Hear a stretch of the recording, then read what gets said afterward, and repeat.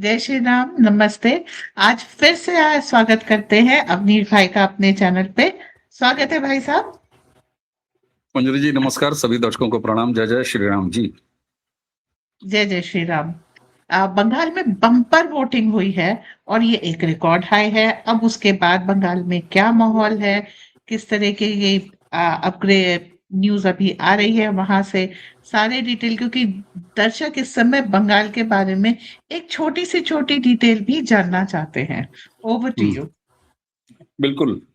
सबसे पहले तो बंगाल के सभी मतदाताओं को बधाई, उसी के साथ इलेक्शन कमीशन को बधाई, सुप्रीम कोर्ट को बधाई और सारे सारे सेंट्रल फोर्सेस को बधाई। 92% आप सोचिए मतदान, 44,337, 44,337 पोलिंग बूथ, 92% पोलिंग, 152 सीट, 16 जिले, 24 एरियाज, कल्चरल और बाकी।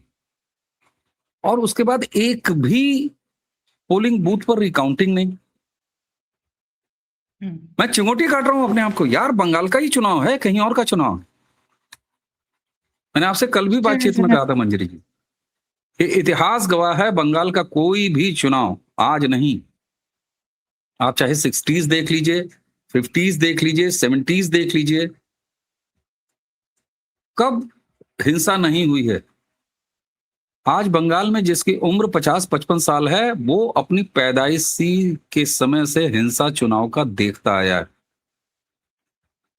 दर्जनों 85 पोलिंग बूथों पर रिकाउंटिंग देखता आया, खून गिरता हुआ देखा है, हत्याएं होते हुए देखी, और वो सब गायब है। अब कुछ लोग मुझे गिनाएंगे मुर्शिदाबाद में हुआ है। अच्छा भाई साहब, वो मैंने कल भी कहा था कि उनको शुभेंदु सरकार जो एक कैंडिडेट है उनको डिस्टर्ब कर दिया, उनके साथ बदतमीजी की। लेकिन नतीजा क्या हुआ, शाम होते होते जब तक पोलिंग बंद हुई तब तक कैंडिडेट के साथ हिंसा करने वालों वो 5 के 5 जेल में थे। मुर्शिदाबाद में किसके साथ हुआ है हिंसा, भैया बताइए मुझे। वहां पर हिंसा हुआ है हुमायूं कबीर और टीएमसी में, तो हमारा क्या लेना देना उससे, या किसी राष्ट्रवादी क्या लेना देना उससे। इतना शांतिपूर्ण मतदान, कोई रीपोलिंग नहीं, कोई बवालबाजी नहीं, सोर्स जैमिंग का दूर दूर तक पता नहीं। अगर सोर्स जैमिंग होती तो 92% पोलिंग होती साहब। इसका मतलब कि अगर आंख हिलता डुलता कोई भी वोटर बेचारा मौजूद था तो वो उठ के पोलिंग बूथ तक चला आया। 152 जो पहले फेज का हुआ है इलेक्शन, इसका अब मैं बता दूं कि मोटा भाई ने तो 110 सीट कहा, मैं थोड़ा लजाते चला जाते 105 सीट कह रहा हूं। इन 105 सीटों का कॉम्बिनेशन क्या है? कॉम्बिनेशन ये है, 58 पहले वाली सीटें, 84 ऐसी सीटें जहां 10,000 से नीचे की मार्जिन से हार जीत हुई थी। उसके अलावा 25 ऐसी सीटें जहां टीएमसी के विधायक हैं, एमएलए हैं, लेकिन उनके प्रति जनता में, पब्लिक में बेहद नाराजगी है। इसके साथ 11 वो सीटें जहां 2000 अभी जो लोकसभा चुनाव बीता है उस चुनाव में लेफ्ट ने, कांग्रेस ने, ओवैसी ने और हुमायूं कबीर ने बहुत अच्छा प्रदर्शन किया था टीएमसी के सामने। जहां पर की डेंट लगना है, 25 जहां नाराजगी है उसको डेंट लगाना है, तो 152 में से 148 सीटों पर भाजपा ने अलग अलग अलग तरीकों का गेम सेट कर रखा। तब जाके आपको ये सुनाई दे रहा है, या हम जैसे लोगों को लग रहा है, खुद अमित शाह जी को लग रहा है कि हम इसमें शतक पार कर रहे हैं। अब यही स्ट्रेटजी लेके आते हैं आप सेकंड फेज में, जिसमें कि 142 सीट्स हैं, जिनके बारे में ये कहा जाता है कि अब जो फेज 29 तारीख को वोटिंग के लिए जाएगा वो कमजोर कड़ी है बीजेपी के लिए। कमजोर कड़ी क्यों है बीजेपी के लिए? कमजोर कड़ी इसलिए है कि आप जिसे इस रूप में देखते हैं कि दरअसल इस सीट पर किसकी क्या गुंजाइश है और किसकी क्या नहीं गुंजाइश है। तो डेमोग्राफी वाले जो कुल मामले हैं उसमें जरा जो इक्वेशन है वो थोड़ा टीएमसी के पक्ष में जाता है। टीएमसी के पक्ष में इसलिए जाता है कि शहरी जो सीटें हैं वो इसमें शामिल तो है ही हैं, लेकिन इसके अलावा जो ऐसे एरियाज हैं जो बांग्लादेश से लगे हुए हैं, सीमाओं से लगे हुए हैं, वहां डेमोग्राफी और घुसपैठ दोनों का मामला है। आप देखेंगे तो पश्चिम और पूर्व बर्धमान का इलाका है, जो पूरा कोयला बेल्ट, उसके अलावा 24 परगना का मुस्लिम बहुल इलाका है। नदिया जिले की करीमपुर सीट है, तेहट्टा है, चापड़ा है, कृष्णागंज है। ये सीटें ऐसी हैं जो सीधे सीधे बांग्लादेश बॉर्डर से लगती हैं। उत्तर 24 परगना का बोंगो इलाका है, बगदा क्षेत्र है, सीट है, स्वरूप नगर सीट है, बशीरहाट, ये बांग्लादेश से लगी हुई है। हिंग सुंदरवन का जो इलाका है दक्षिण परगना में जो आता है, वो भी उसी तरफ जाता है। हिंगलगंज वो इलाका वही है, और संदेश खाली बहुत चर्चित एरिया। तो ये सीटें जिनकी संख्या लगभग अगर आप निकाल दीजिए तो, जिसमें मुस्लिम डेमोग्राफी और प्लस ममता का पुराना कार्डर और उनका प्रभाव, ये करीब 25 सीटें हैं। असम में बीजेपी ने एक स्ट्रेटजी, हेमंता ने तो इसको खुल के कह भी दिया था, मुझे आश्चर्य हुआ था कि यार कोई ऐसा कौन बोलने वाला है जो सीधे सीधे मुख्यमंत्री नहीं बोल दिया। उन्होंने कहा कि जहां से हमको वोट नहीं मिलता हम वहां चुनाव नहीं लड़ेगा। तो मैं इसे हेमंता की निजी रणनीति तो मानता नहीं। ये तो भाजपा ऐसी अनुशासित पार्टी है कि निश्चित तौर पर भले सुझाव उनका रहा हो कि साहब ऐसा करके देखते हैं, लेकिन सहमति तो रही होगी केंद्रीय भाजपा की। यानी ये भाजपा की ऑफिशियल स्ट्रेटजी, ऑफिशियल लाइन थी। तो इन 25 सीटों पर वेस्ट बंगाल में भी भारतीय जनता पार्टी चुनाव नहीं लड़ रही है, जीतने के लिए कम से कम नहीं लड़ रही है, मेहनत ही नहीं कर रही है, छोड़ दिया। तो 142 में से आप इन 25 को अगर माइनस कर दीजिए, मैं इन 25 पर भी आऊंगा, 25 को अगर माइनस भी कर दीजिए तो आप फिर आपको कौन सी सीटें बचती हैं? आपको ग्रेटर कोलकाता की सीटें बच जाती हैं, मेदिनीपुर की बच जाती हैं, आपको पश्चिम बर्धमान की सीटें हैं ये बच जाती हैं, अर्बन ग्रेटर कोलकाता की सीटें बच जाती हैं। तो ये जो सीटें हैं जिसमें वर्किंग क्लास रहता है, जिसमें वो भद्र लोग रहता है, जहां बीजेपी ने ग्राउंड पर काम कर रखा है, संदेश खाली का वो पूरी क्रांति जो भी महिलाओं ने किया था शाहजहां शेख के खिलाफ, वो केवल आप ये ना सोचें कि वहीं संदेश खाली एरिया में सिमट के रहा है। उसको फर्स्ट फेज वाली से लेके सेकेंड फेज वाले के हर सीट पर भारतीय जनता पार्टी ने महिलाओं के उस मुद्दे को फैला रखा है।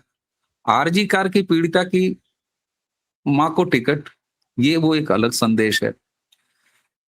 जो छोटे माइक्रो बूथ बनाए, इसकी वजह से जो हिंदी भाषी हैं, नान बंगला हैं, बहुत सारा राजस्थानी लोग हैं जो कलकत्ता में रहते हैं, बाकी प्रदेशों के और लोग रहते हैं।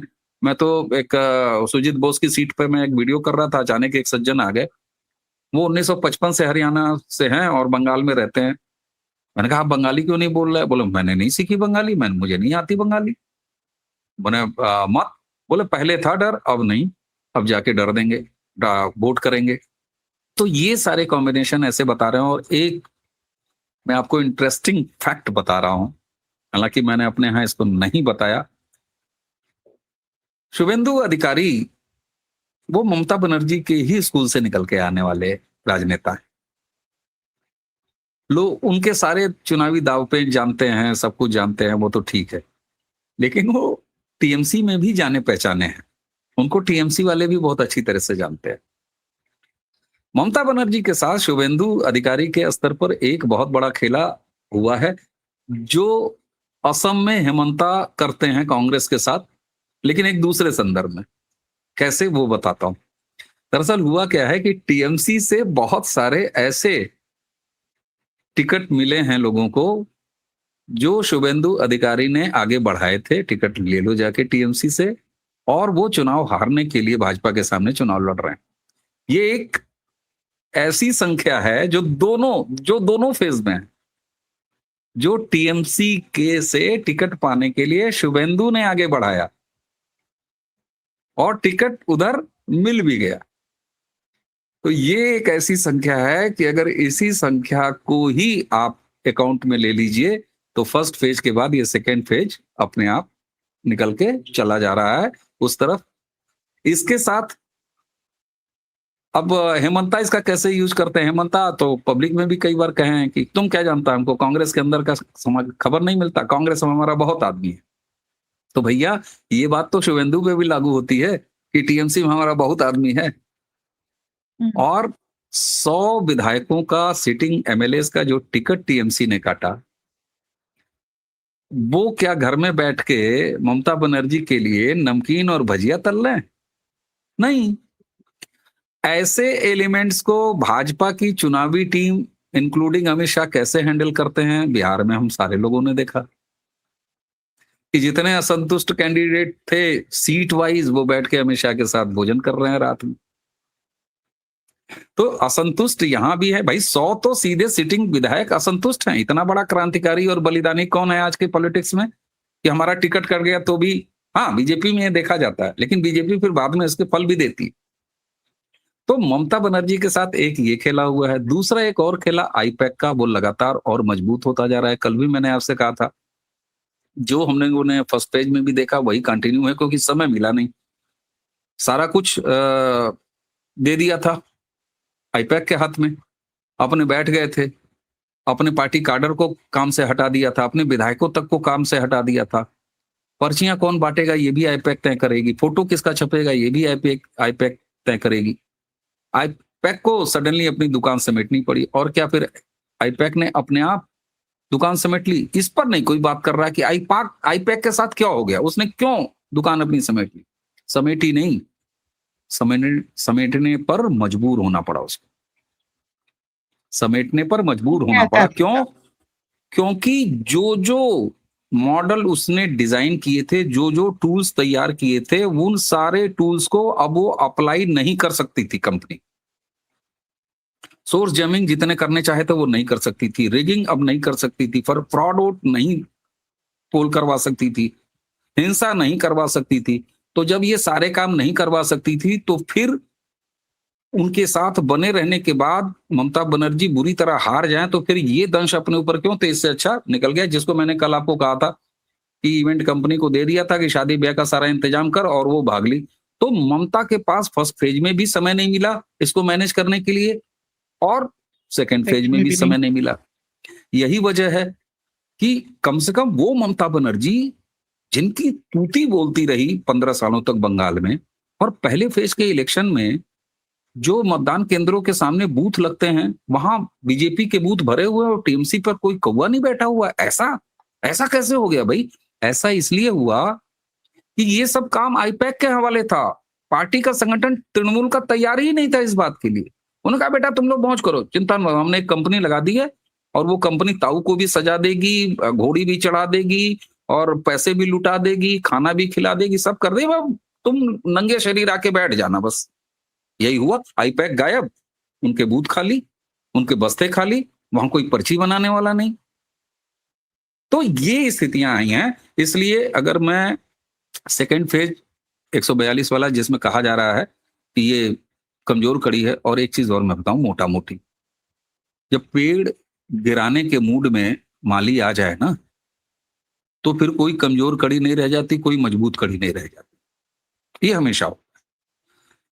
जनता ने परिवर्तन का ठान लिया है तो अपनी आदत के हिसाब से ही परिवर्तन करेगी। भाई मंजरी जी वीडियो बनाएंगी तो अपनी जो आदत है, जो जो वो करती हैं वही ना करेंगी, वो वही टॉपिक चुनेंगी, उसी टाइप का कोई गेस्ट या सिंगल भी, एंगल्स भी वही लेंगी। तो भाई वेस्ट बंगाल का मतदाता करता क्या है? वो या तो कंटिन्यू रखता है, और नहीं तो भगाता है, तो सीधे भगा देता है। तो इस बार दिखाई दे रहा है कि बदलाव के मूड में है, यानी भगाने के मूड में है। और भगाएगा तो फिर कैसे भगाएगा? एक तरफा भगाता है, हमेशा से एक तरफा भगाता है। तो इसलिए ममता बनर्जी को सत्ता से हटाने के लिए वोटिंग हो रही है, यह मानिए।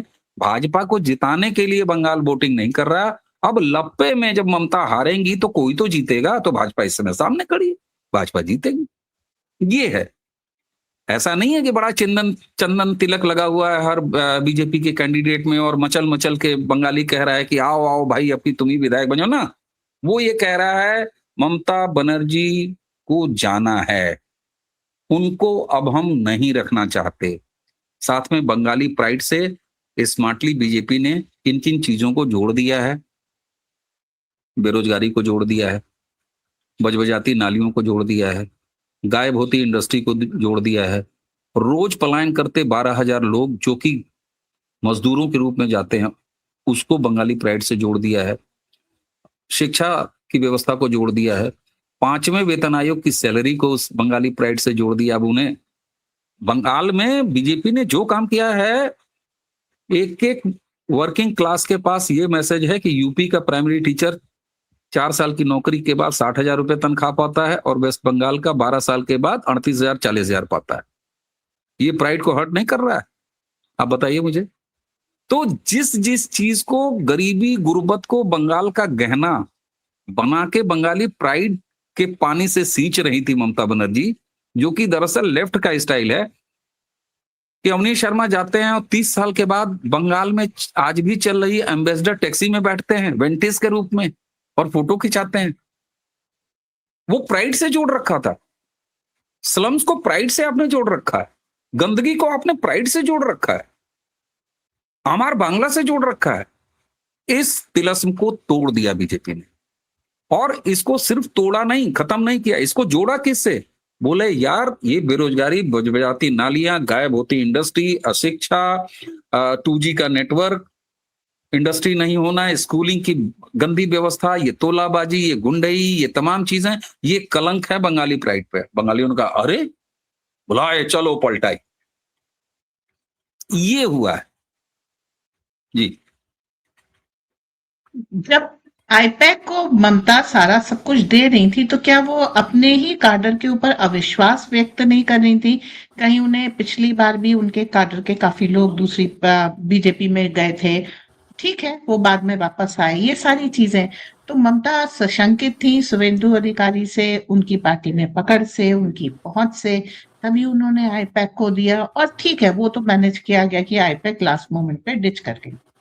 तो ममता के अंदेशे या ये कह लीजिए कि दिल में एक जो एक होता है ना अमंगल का एहसास कि इस बार ऐसा नहीं होगा, ये उसकी पुष्टि हो रही है। नहीं नहीं, ममता बनर्जी तो निर्वाण की स्थिति में पहुंच गई हैं। फर्स्ट पेज के बाद तो उनका पहला ऑफिशियल बयान क्या आया था? मुझे किसी कुर्सी की चाह नहीं है। अरे, और उसके बाद आप महत्वपूर्ण है, मुझे किसी कुर्सी की चाह नहीं है, ये तो ठीक है, कुर्सी आपको दे ही नहीं रहा है इसलिए बंगाल, इसलिए आप ये कह रही हो। लेकिन जो अगला सेंटेंस था उसमें सारा मर्म छिपा हुआ है। उन्होंने ये कहा कि बंगाल ही नहीं, दिल्ली से नरेंद्र मोदी और भाजपा की सरकार को खदेड़ना है। याद करिए, ये उन्होंने राष्ट्रवादियों के लिए नहीं कहा, बीजेपी वालों के लिए नहीं कहा। जब किसी सर्कस का तंबू किसी एक खास शहर से उजड़ने वाला होता है, कहीं दूसरी जगह शिफ्ट होने वाला होता है, तो सर्कस का मालिक या नुमाइश का मालिक अपने लोगों को ये संकेत देता है कि अब नागपुर में चलेंगे। नागपुर से कोई और मतलब नहीं निकाले। दरअसल ममता बनर्जी ये जानती हैं कि वेस्ट बंगाल ने हमें हटा दिया है। वो अपने काडर को ये संदेश दे रही थी कि जैसे एक उम्मीद होती है फुल टाइम काडर को भाई कि कोई तो काम मिले। तो उन्होंने कहा कि बंगाल में अब तुम बेरोजगार हो गए हो, होने जा रहे हो, अब तुमको दिल्ली से लड़ते रहना है, तो कोई तो आप देंगे झुंझुना पकड़ाने को। वो टीएमसी के काडर के लिए था कि अब हम दिल्ली से लड़ेगा, क्योंकि हम बंगाल से तो गया। तो ममता बनर्जी अपने काडर को सीनियर श्रूड पॉलिटिशियन है, तो मुझे किसी कुर्सी की चाह नहीं है, ये तो उन्होंने खीज में कही। लेकिन अगली बात उन्होंने जो कही, वो मैसेज उन्होंने अपने तृणमूल के लोगों को दिया है कि भैया हम ये हार गए, लेकिन हाँ तुमको एक टारगेट दे दे रहे हैं, उस उम्मीद में जीते रहो। हैं तो हमको अब, वरना बिना मौसम की बात, भाई तुम बंगाल का चुनाव लड़ रही हो, वहां का चुनाव लड़ो ना। तुम अभी दिल्ली क्या आ रही हो, आ जाना दीदी भाई, दिल्ली आ जाना, कोई दिक्कत नहीं है। ये संदेश उन्होंने अपने काडर के लिए दिया था। तो ममता बनर्जी अपने बॉडी लैंग्वेज से, अपनी भाषा से, अपनी रणनीति से, और एक चीज और भी हुआ जिसपे मैंने कहा तो लोग हंस रहे थे कि ये ट्रैप कैसे है, ममता बनर्जी ने उठा के पटक दिया है मोदी और शाह को। मैंने कहा था कि ये जो एसआईआर के चक्कर में उलझी है ना दीदी, ये ऐसा ट्रैप है कि जिसको वो निगल गई हैं और बुरी तरह फंस गई हैं उस ट्रैप में। उन्होंने अपना पूरा टाइम एसआईआर से लड़ने में लगा दिया, उन्होंने अपना पूरा टाइम सुप्रीम कोर्ट से लड़ने में लगा दिया, पूरा टाइम इलेक्शन कमीशन, और उसका हुआ क्या? कुछ नहीं हुआ। कल सीजीआई प्रसन्न थे, बहुत खुश थे फर्स्ट फेज की पोलिंग के बाद। तुषार मेहता के साथ तो डांस ना करने लग गए। मुझे तो ऐसा लगा इतनी खुशी थी। क्यों खुशी थी? क्योंकि जिस सुप्रीम कोर्ट ने कस्टोडियन बन के इलेक्शन कमीशन के जरिए ये पूरा चुनाव कराया, जिसने सिर्फ ऑर्डर नहीं किए, भारत के इतिहास में ये पहला मौका है कि सुप्रीम कोर्ट ने अपने मैन पावर दिया।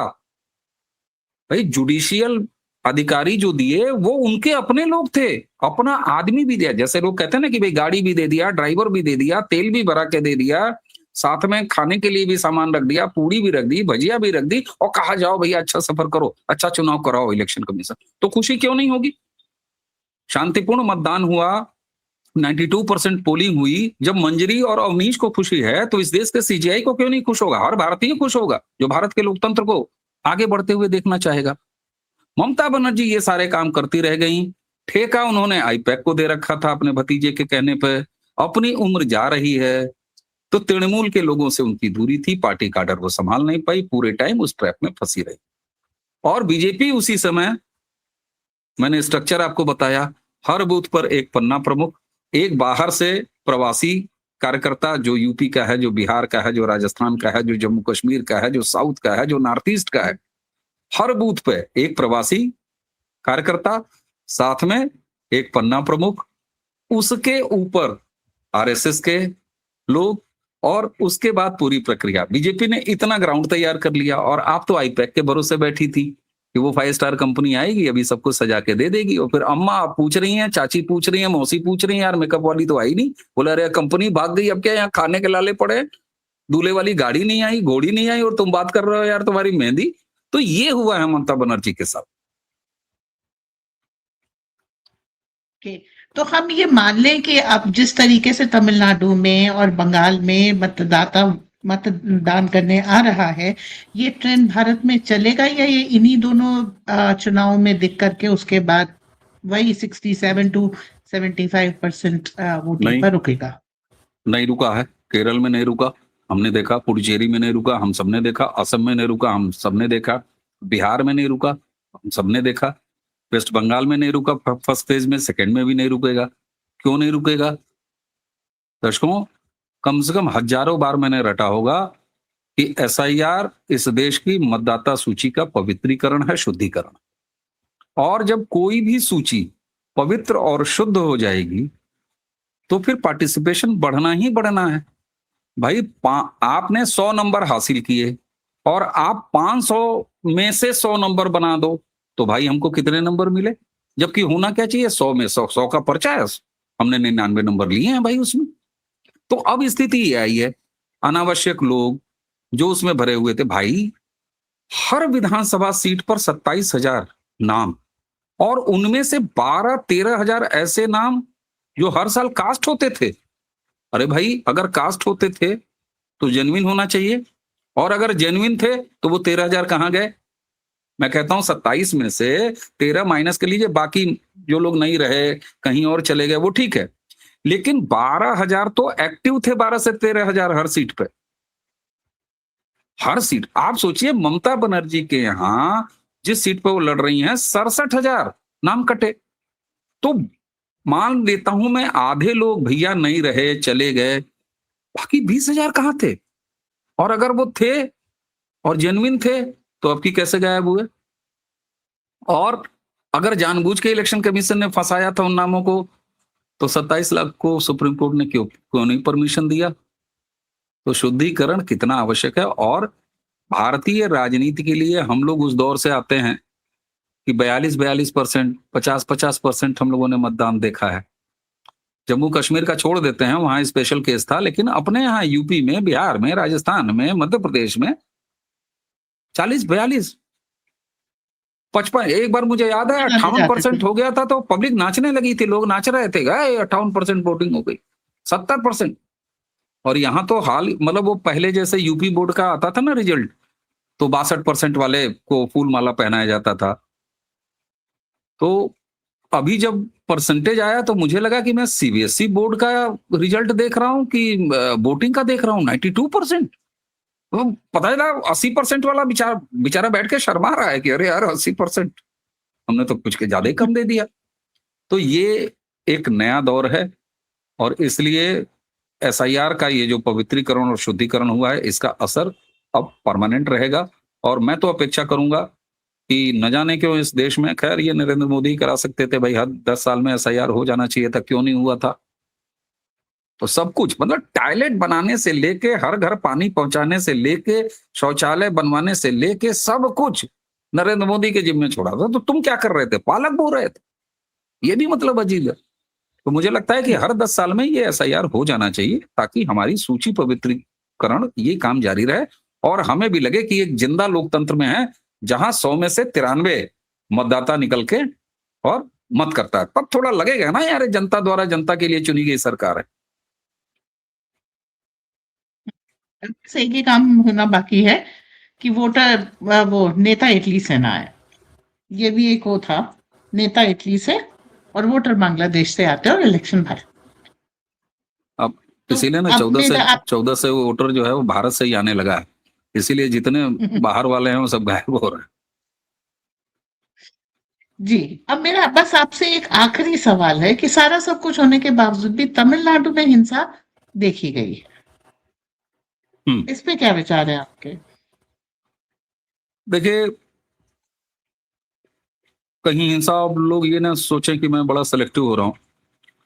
दरअसल तमिलनाडु की विशेष रूप से पॉलिटिक्स जरा दूसरे तरह की है। आप सोचिए, इस पर कहीं चर्चा नहीं हो रही है कि 1,000 करोड़ रुपए की नकदी जो ट्रांजैक्शंस में थी, वो पकड़ी गई।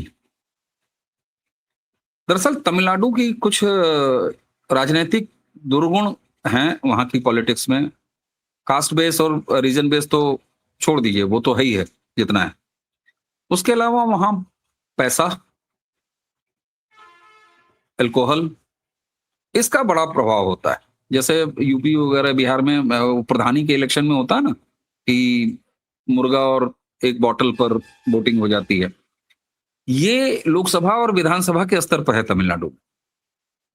तो जहां पर करप्शन यानी भ्रष्ट आचरण, पैसा इन्वॉल्व होगा, जहां पर अल्कोहल इन्वॉल्व होगा, तो वहां इस तरह के आउटरीच आपको देखने को मिलेंगे ही मिलेंगे, इसमें कोई वो नहीं है। लेकिन इसका एक मैं पॉजिटिव संकेत निकालता हूं। सत्ता में जो रहता है, ज्यादातर हिंसा करने का चांस उसी का होता है, जो हुँ, तृणमूल का फेल हुआ बंगाल में। हुँ, तो हुँ। अगर सत्ता वाली पार्टी, स्टालिन एंड पार्टी अगर वहां करा रही है, तो इसका मतलब है कि वो अपने लिए नेगेटिव इन्वायरमेंट देख रहे हैं। और एक उदाहरण मात्र और दूंगा। तमिलनाडु के इतिहास में, चाहे वो करुणानिधि रहे हों, चाहे रामचंद्रन रहे हों, शुरू से जो चेन्नई इलाका है, चेन्नई और एक ग्रेटर चेन्नई जैसा इलाका, जिसको आप कलकत्ता जैसा इलाका मान लीजिए, वहां आधिपत्य रहा है हमेशा से करुणानिधि के परिवार का। जो उनका सबसे स्ट्रॉन्गेस्ट वो गढ़ है। इस बार पहली बार स्टालिन को चेन्नई के लिए अलग से मैनिफेस्टो घोषित करना पड़ा है कि हम ये काम चेन्नई के लिए करेंगे। तो यानी जहां उनका बिल्कुल स्ट्रांग होल्ड है, वहां भी वो प्रॉब्लम में है। और जहां तक अभी तक सूचनाएं जो आ रही हैं, हिंसा तो चूंकि मैंने बता दिया भाई, पैसे हैं, मान लो कोई पैसा इधर लिया हो, कोई पैसा उधर लिया हो, तो हिंसा हो गई हो या होएगी ही। खाने पीने की पार्टियां करोगे तो हिंसा होएगी ही, तो वो भी हो जाता है।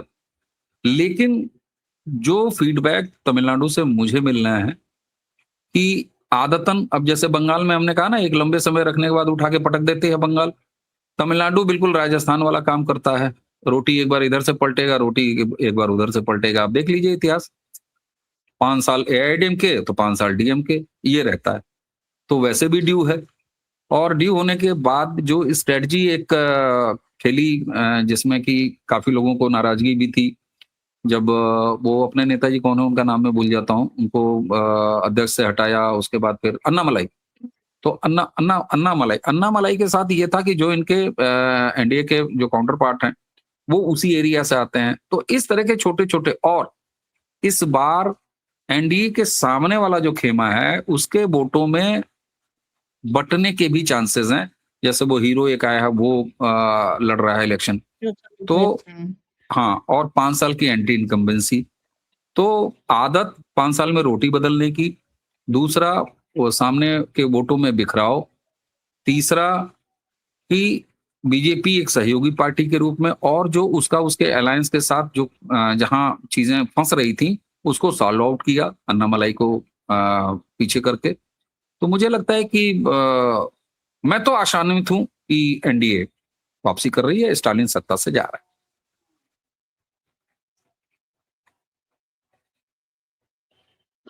इसके आप साथ हम ये सेशन कंक्लूड करते हैं।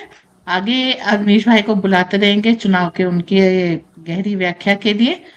अभी के लिए धन्यवाद। जय श्री राम, वंदे मातरम। नमस्ते, प्रणाम, जय जय श्री